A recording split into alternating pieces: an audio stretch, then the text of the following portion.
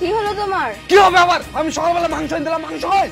আরে মাংস আছে, বিকেলে মা আসবে তখন রান্না করবো, তখন না হয় খেও। ও বাবা, এইদিকে তোমার স্বামী যে একেবারে শুকিয়ে যে একবার পাটকাঠি হয়ে যাচ্ছে সে চিন্তা নাই, আর তুমি মালিয়ে পড়েছো। আমাকে দেখে কি তোমার গরু মনে হয়েছে যে আমি কচুতে ভাত খাবো? তা খেতে হলে এই দিয়ে খাও, না হলে চলে যাও বাইরে, ওখানে খাবা মাংস ভাত 3 বেলা। হ্যাঁ আমি বাইরে ছিলাম, ঠিকই ছিলাম, 2 বেলা আলু সানা ভাত খাবে না শান্তিতে থাকতাম। এই বাড়িতে তোর কাছে রোজ রোজ খিচির পিচির তো শুনতে হতো না। কে বলেছে তোমাকে বাইরে থাকতে? চলে যাও বাইরে, 1 সপ্তাহ তো হয়ে গেল বাড়িতে বসে বসে গিলছো। হ্যাঁ আমি তাই চলে যাচ্ছি। হ্যাঁ তাই চলেই যাও। হ্যাঁ এটা তো তোদের বাড়ি ঘর, আমার তো কিছু নাই। শালা কথা শুনে মনে হচ্ছে একেবারে মুখে মেরে মুখ ফাটে দিই। এটা খাবে না, ওটা খাবে না, আবার বেশি বেশি কথা।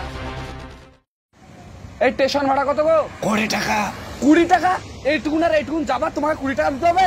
হ্যাঁ 20 টাকা লাগবে। তুমি কি নতুন এখানটায় গাড়ি চালাচ্ছ নাকি? হ্যাঁ আমি নতুনই চালাচ্ছি। কি বলবো তোমাকে, সকালবেলা জেডি খেয়েছো নাকি তুমি? হ্যাঁ। আগেকার যুগের মানুষ কি হেঁটে চলাফেরা করেনি নাকি? বললে তো আমি কি করবো? এই তোমাদের লেগে মানুষজন চলতে পারছে না। বেশি বকিস না তো। এত ঝামেলা কিসে? আর বলো না চাচা, আমি দেখো স্টেশনে যাবো, বলছে 20 টাকা লাগবে। এই 20 টাকা লাগবে এইটুকুন আর এইটুকুন, বলো তো। ও ভাইপো, কোথায় থেকে আসছো তুমি? আরে আসছি না, যাচ্ছি গো চাচা। যাচ্ছি মানে? কোথায় যাচ্ছ? কোথায় যাবো, আমার একটাই তো ঠিকানা, ওই বিদেশ। বিদেশ? তোমার তো 10-15 দিন হলে বাড়ি আসা, ইয়ার মধ্যে আবার বিদেশে? কি আর দুঃখের কথা বলবো চাচা, আর না বলেও থাকতে পারছি না। আমার বাড়িতে এত বড় একটা ব্যারেল আছে, ওই ব্যারেলে যদি গোটা দুনিয়া ধান এনে ঢুকি দাও তাও পূরণ করতে পারবে না। এই টাকা টাকা করে টাকার পেছনে বেড়ায় না। কয়েকদিন তো হলো বিদেশ থেকে আসা, 2 দিন ইয়েস করে বেড়াও, খাও দাও, তা না শুধু টাকা টাকা। টাকা আজ আছে কাল নাই, বুঝলে? আরে চাচা, আমরা ছেলে হয়ে জন্মাইছি, আমরা ছেলেরা হচ্ছে টাকার মেশিন। টাকা দিতে পারলে ভালো, না দিতে পারলে খারাপ, এটাই তো বাস্তব। ছোট থেকে বাইরে খাচ্ছি, বাকি জীবনটাও বাইরে খাটবো, তাই না? আর একটা কথা তোমাকে আমি ভুলে যাচ্ছি চাচা, এ দেখো আমি কান ধরছি, 25 বছরের আগে যদি আমি এই গ্রামে পা দিয়েছি তো আমার নামে কুত্তা পুষে রাখো। তাহলে যাও সাবধানে ভাইপো। হ্যাঁ।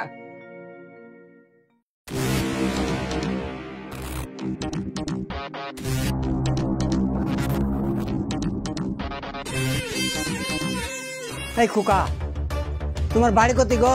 রোজ রোজ আমার বাড়িতে কি করতে আসো? হ্যাঁ ও বৌমা, হ্যাঁ বলে। বাইরে একটু আসো তো। কি হয়েছে? এই ছেলেটা কে গো? আরে ওকে চিনতে পারছো না? ও তোমার দুঃসম্পর্কের খালাতো ভাই। তোমার খালাতো ভাই তো আমার ছেলে যতদিন বাড়িতে ছিল ওই তো একদিন আসেনি। আর আমার ছেলে যে বিদেশে চলেছে অমনি লক লক করে আসে, আর তোমার সামনে পিছিয়ে পিছিয়ে কি গায়? তোমার কথা দেখতে বলেছি, খালাতো ভাই বোনের বাড়ি আসতে পারে না। তোমাদের তো মতি গতি আমাকে ভালো লাগছে না। আমি এখনই খেদের বেটাকে যাচ্ছি, দিয়ে আমার বেটাকে ফোন করে তোমাদের কাণ্ড সব শোনাতে থামো। এই ধরো তো ওকে, ধরো। তোর বেটাকে বলবি না? খেদের বাড়ি থেকে ফোন করে তোর বেটাকে বলবি? মেয়েই ফেলবো তোকে আজ। আব্বা, কি হলো রে? কি হয়েছে তোর? এই চিল্লাচ্ছিস কেন? কিছু না, আমার মোবাইলটা বেরো। মোবাইল দিছে, কি হয়েছে বল আগে।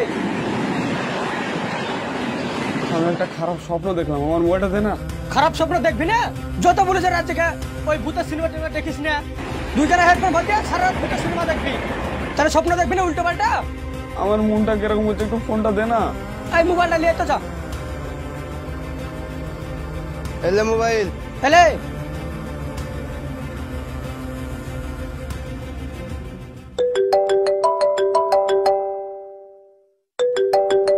হ্যালো। হ্যালো। হ্যাঁ বলো। কেমন আছো? ভালো আছি। 2 দিন যেতে না যেতেই ফোন করা শুরু করে দিয়েছো? ফোন বলতে আব্বার কথা খুব মনে পড়ছিল, আব্বাকে একটু ফোনটা দাও তো। সব সময় আব্বার আব্বা, তোমার আব্বা না জানি না কোথায় গেছে। তোমার আব্বা বাড়িতে থাকে, সারাদিন তো পাড়া বেরিয়ে বেড়ায়, গেছে পাড়া বেড়াতে, আসলে ফোন করব। রাখো এখন। ঠিক আছে, ভালো থেকো। কি বললো? আব্বা কোথায় গেছে তাই বললো, আমার মনটা মানছে না বুঝলি, আমি বাড়ি যাই। হ্যাঁ তুই বাড়ি যাবে তো তোর কাজ কে করবে? ঠিকাদার সেদিন কি বললো শুনতে পেলি না? পরশুদিন কি বললো? ঠিকাদারের টাকা শোধ করবি, দিয়ে বাড়ি যেতে বললো না? চউট কাজ করবি, আর ওই রাত জেগে ভূতের সিনেমা টেমা দেখবি না, মনে থাকে জানে।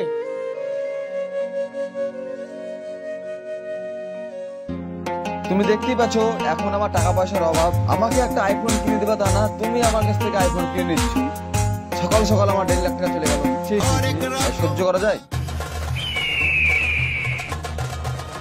আরে আমি এখন যাই, হ্যাঁ পরে আসবো।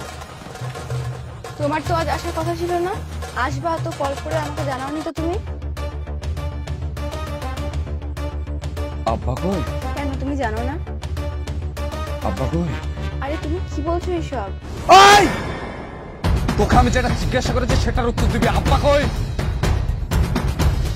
তুই নিজেকে খুব চালাক ভাবিস না? আমার আব্বা মারা গেছে, তাও তুমি একটা খোঁজ আমাকে দাওনি। যে বাপ আমাকে কোলে পিঠে করে মানুষ করলো, সেই বাপের শেষ মুখটা আমি দেখে যেতে পারলাম না। তোর না এ টু জেড সব খবর আমি জানি। শোন, তুই আমার আব্বাকে তুই কত কষ্ট দিয়েছিস আমি সব জানি। শুধু উপরওয়ালাকে সাক্ষী রেখে বিয়ে করেছি বলে আমি তোকে কিছু বলছি না, না হলে আমি তোর মুন্ডু কেটে থানায় গিয়ে দেখতাম। আমার বাড়ি থেকে তুই চলে যা, এমনিতে আমার মাথা খারাপ হয়ে গেছে। আরে যা না, যা।